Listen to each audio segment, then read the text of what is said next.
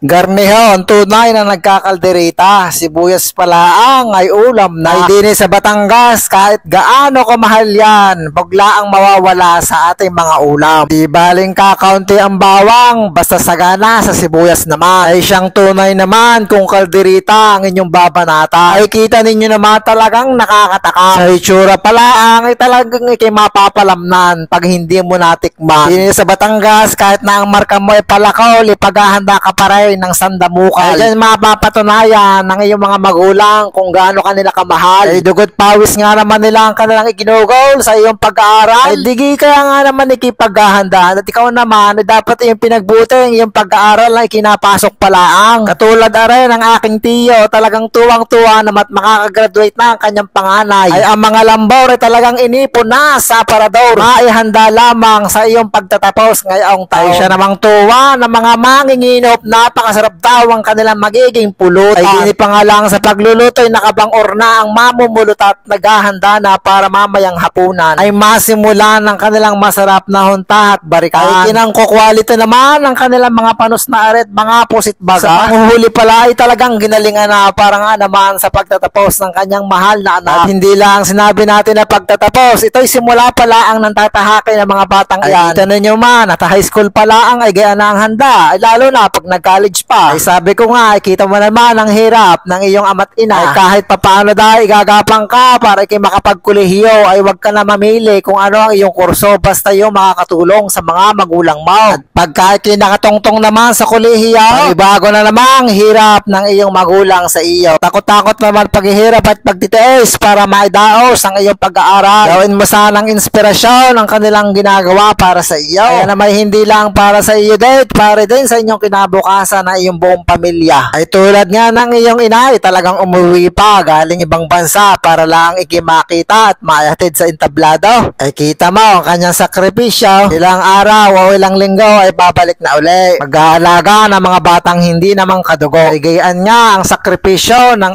ating mga OFW. Iniiwan ng sariling bayan para lamang sa kinabukasan at kinabukasan sa mga pamilyang maiiwan dito sa ating bayang Sinilangan. Kaya naman, ikay magpasalamat ng tunay sa iyong mga magulang. At pagka nakapagtapos ng kolehiyo, ay di ikaw naman ngayon ang tutulong sa mga magulang mo. Hanggat kaya mo, ay talagang tuparin ang iyong mga pangarap. At yan ay iyong magiging tungtungan para sa iyong magandang kinaharap. Ay tulad nga ng pagluluto, tuloy ang bangay kahit basa ang bunot, ika nga. Ay sabi nga dito sa atin sa Batangas, ubusan ng yaman, wag lang yabang. Pero sa ibang pamamaraan mo gawin ang gayaan. Pakita mong kaya mo lahat kahit na sa tingin mo iki talagang susuko na. Ay siya hanggang di nila at lumayo na ang ating pagpupulong ay pagluluto lang ay napalayo na. Kinapasarap naman ang pangangaral ko din sa aking pinsan ay ako napadayo din lang sa may lutuan. Kaya rin nga bagay nasabi ko lahat kami na may nag-uusap-usap din nila ang. Sa tingin ko na may naluto na lahat. Pwede nang hanguin yan, may mati atin ang sisimulan. Ay di tayo magbabarek at tayo magyayabangan. Wag lang mag-aaway at magpapanuntukan. Sa diyan na kayo.